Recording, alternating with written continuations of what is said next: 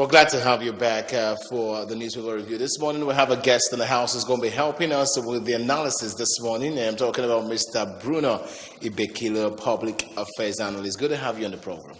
Thank you so much. Yes, we have a whole lot today, but first let's get started with stories making the headlines on our ABS website.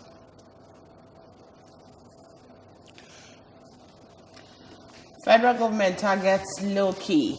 Ceremony for Buhari's second term inauguration. More Nigerians condemn jungle justice, call for improved administration of justice. Obiano grants clemency to 10 prison inmates. Anambra government arrests another suspected illegal revenue collector at Amenyi, Oka.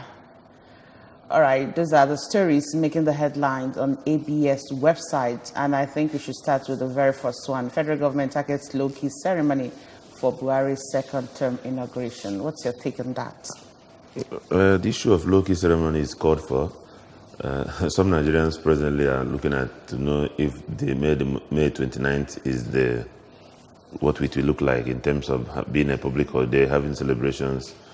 Will it be June 12th, as the president has declared June 12th Democracy Day? And secondly, low-key in the sense that we are still recovering from the recession that hit us, which the government claimed that we are out of. So I think we are still having security challenges. We are still having security challenges. Look at what is happening in Zamfara. Look at what is happening in Borno and all parts of Nigeria, even in Anambra here, where headsmen kidnap people every day. So I don't think there is anything to celebrate. It's just Buhari taking over from himself.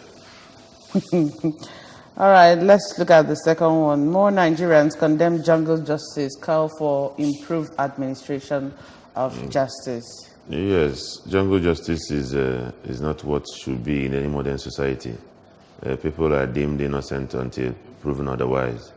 Though in recent times, the Nigerian Bar Association at a time said that they won't defend people who are being charged for kidnapping or alleged kidnappers. So being innocent until found guilty, does it no longer apply for those people who are being suspected as kidnappers? So jungle justice is bad. It shouldn't be tolerated in sane societies. Let the justice prevail, though, like we say, the wheel of justice grinds slowly. What comes out finer. So, but let's allow the wheel of justice to grind. Still on that, Obiano grants clemency to 10 prison inmates.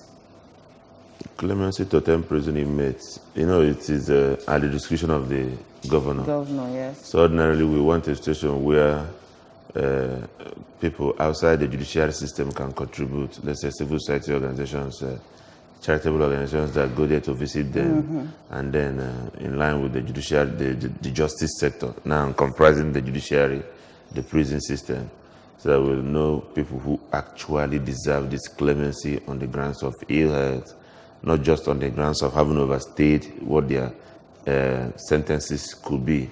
Somebody may have committed a minor offense that may warrant 3 years imprisonment. But because the DPP is not coming up with the prosecution, the person may be so poor to afford a private lawyer, and the delays in the judiciary system, the logistic problem in the prisons, tomorrow they say they don't have a truck to take it to court. You now see the person staying there more than 4 years. So 10 years at a time. and more than that at a time. So these are people that deserve this clemency, and those people who have actually been transformed while in the prison, because the prison is a place not just for punishment but to transform you. We have a lot of graduates from that prison there, and they got educated in the prison. They changed their ways in that prison. So these are people again that I think need that clemency in the interest of the society though. All right, quickly, Anambra government arrests another suspected illegal revenue collector.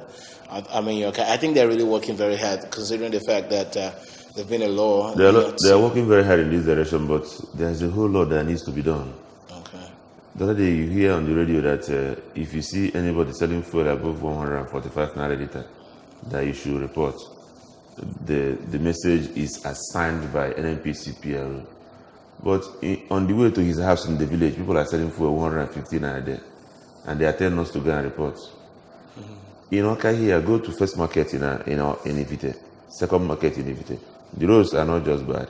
The hold up being caused on that road are caused by these people who are collecting the same illegal revenue. At 3 spots there. Go there now, you will see them. Causing hold up, collecting this revenue, exploiting poor keke drivers and shuttle drivers. So I think it is a disincentive to investment in that sector, especially those people running that route. Okay, I think the government should go there and then try to decongest that around that commissioner's quarters, first market especially in Ifite Road there. They are still there collecting that revenue. All right, thanks for the information. And let's quickly move on to the very first paper this morning, the Sun newspapers. Stories making the headlines. The big story there, NETI indicts governors, says 28 states can't fund 2019 budget. On top of that story, second term inauguration, Buhari takes oath May 29, celebrates on June 12. Federal government opts for low-key inauguration to hold major events on Democracy Day. Well, Ngige under attack as NLC sustains protest. ASU seeks psychiatric test for incoming government officials. Minister inaugurates NSIFT board amid charge for transparency. Well, Masab Beam begins work on Ojuku Freedom Center. Crisis hits New Kano Emirates. Woody people rejects Gaia Kingdom. District head resigns in protest of governor's action. Ganduje continues presentation of staff of office. CJN said Buhari AGF Senate failed to answer court's summon. Big story there. NETI indicts governor, says 28 states can't fund 2019 budgets. What's your thoughts on that? When 28 states out of 36 cannot fund The 2019 their budget. 2019 budget, it is just like what I said earlier. Are we really out of that recession, which we are claiming to have come out of? 24 states gives you 2/3 majority of the states, and here we're having more than 2/3. So we have a national problem. By 2019 budget, presently, as estimated in the budget, we are going to have 2-point-something trillion budget deficit. So what the government is intending to spend is already more than what the government is intending to get as revenue. So once you have a revenue shortfall, the deficit will expand. Now, if 28 states cannot, then that means borrowing by states will equally increase. And presently, given the rate of interest in Nigeria, it is about getting easier and cheaper to get loan from outside sources, that is external loan, than getting domestic loan. Interest rates in Nigeria are so high that you cannot compare it with what you get abroad. So even with the exchange rate, it still tries to get around being cheaper to borrow externally instead of borrowing from commercial banks in Nigeria. So we are going to have a huge deficit financing in this year's budget, especially around these 28 states, plus the one government at the federal level will still incur, plunging the economy back to indebtedness. Great. So we really have to start fighting hard to generate revenue in the country to have a All right, let's quickly look at this. Ngige under attack as NLC sustains protest and also seeks psychiatric test for incoming government officials. You know, For a while now, there's been this. there has NLC been this wanting ding to- dong with Ngige, even from the day he was sworn in as the Minister of Labor and Employment. People started shouting Minister of Labor and Unemployment. So, if you remember Ngige well as the governor of Anambra State, I think he's this person that tries to strive for excellence. He was the person that introduced written exam for people who are going to promotion from around level 14 to 15 or thereabout. So you see, he's a well-disciplined person like that, and saw the way he fought, what do you call it, in Anambra State, God for that reason. So Labour may not find his approach to certain labor-related issues friendly, but I think it is all in the interest of the country. Some people are condemning Labour going to picket him at his private residence. I don't see anything private in a public office. So that Okay, you want to talk more about the ASU, requesting for psychiatric tests for incoming officials? not just for incoming government officials or government elected government officials. We all need a periodic psychiatric test in Nigeria. We all. Okay, it looks as if when you tell someone to go get a psychiatric test, it's like you're suspecting the person that person is not psychologically but we all need a periodic psychiatric test in Nigeria, given the frustration we face every day. Yeah, sure. All right, let's move over to Daily Times. Story making the headline there. Reps Committee to Anti-Graft Agencies recover 72.5 billion naira, $1.8 million from NDAs. Direct EFCC to recover another 2 billion naira from agencies. Says anti-corruption fight stagnant since 2015. How ICT can curb banditry, kidnapping, insurgency by stakeholders. Calls for increased funding of sectors. Malabo court adjourns hearing on arrest order on Etete Adoke, others to June 11. I've no apologies over Godfather comment. El Rufai tells Tinubu. Federal government spent 5 billion naira on humanitarian response in Northeast, coming from Minister. No government can infringe on our rights, says NLC. Right, the big story.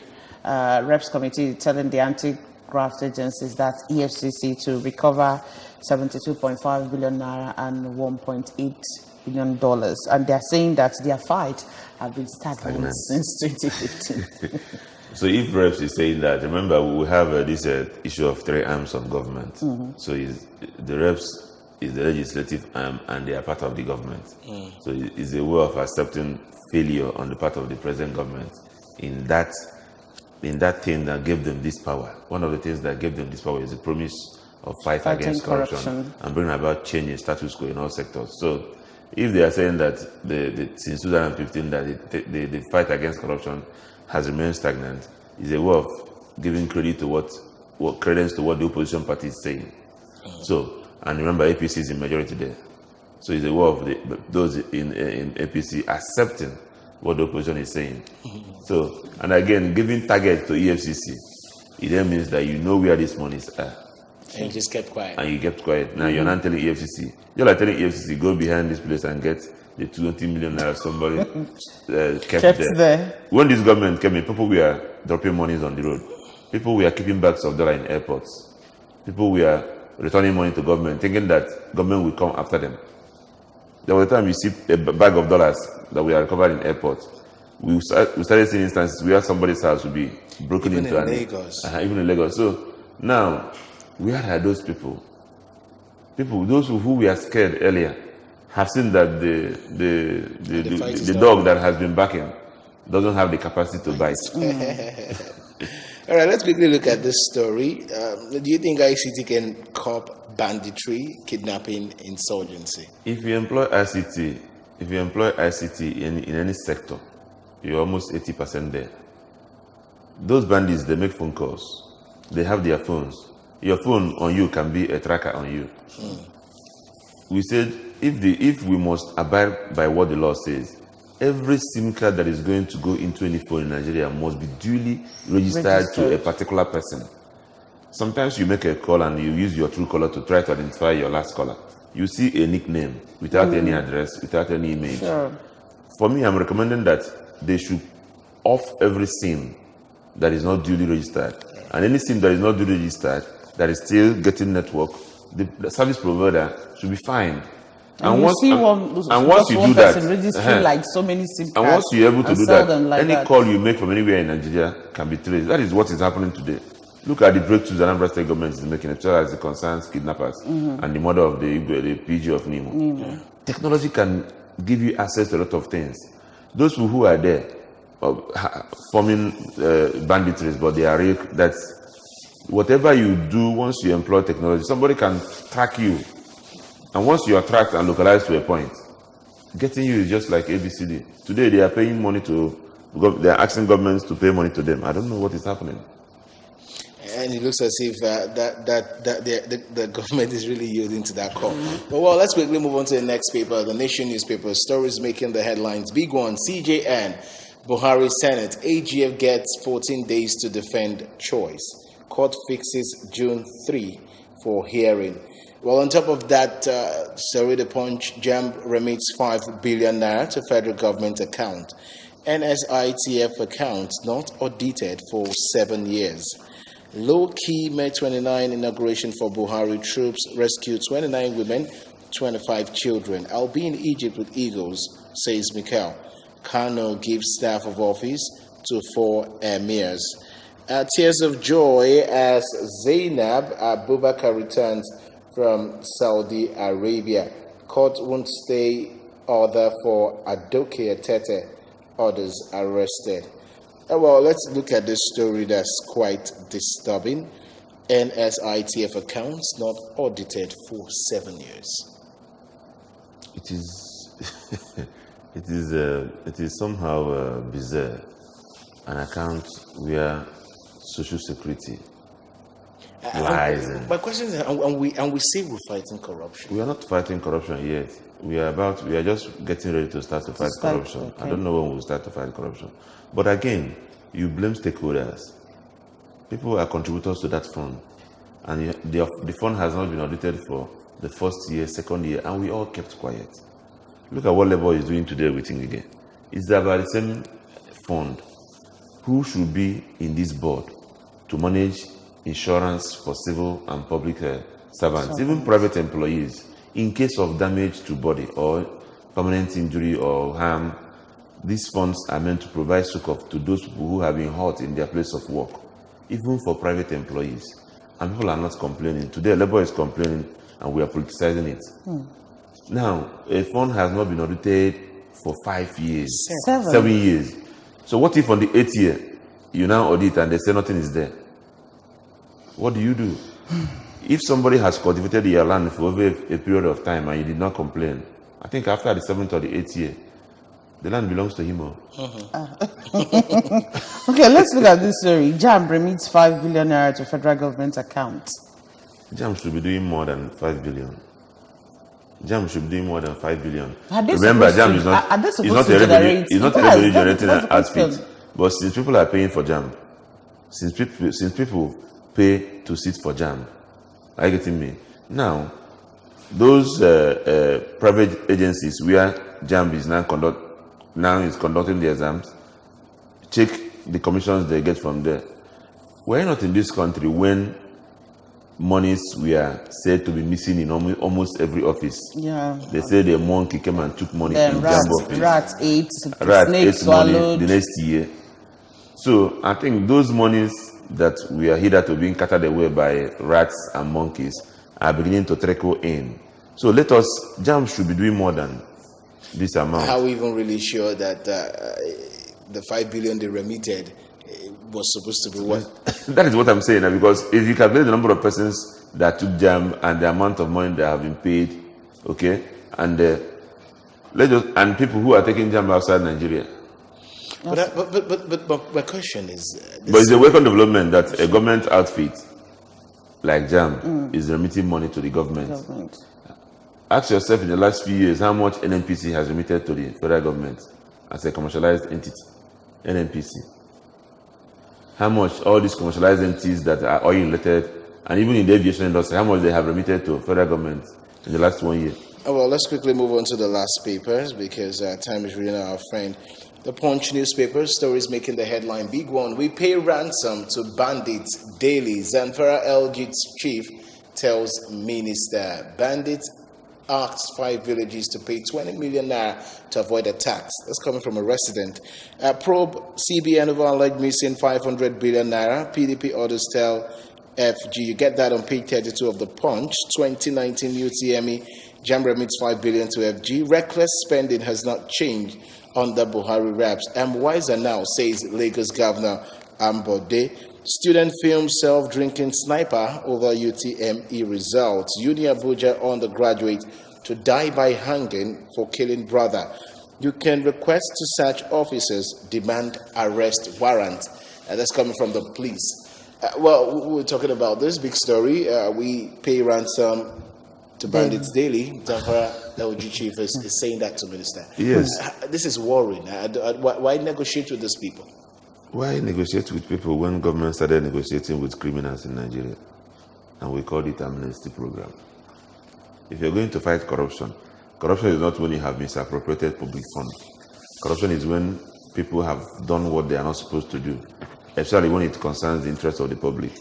In Nigeria, some people were breaking our oil pipelines and stealing our oil. Some people were into kidnapping, and government gathered them and gave them money, and we call them amnesty. At the time they established a program, you now beg them to go and trade them abroad, and then give them money to start up their businesses. That is amnesty. And now, top government officials are now paying ransom to be brought out from their kidnappers den. So that is where we have found ourselves. So amnesty is becoming a culture. When you cannot, it's just like if you cannot beat them, you join them. So the government whose major responsibility is to protect life and property is now paying ransom to criminals. Let's take this call before we go. Hello, good morning. Good morning. Good morning. Yeah. Your name again? John. Okay, John Paul, good morning. John Paul, good morning. You have 20 seconds, John Paul. We're rounding off now. Yes, I know. I want to talk about the revenue collection.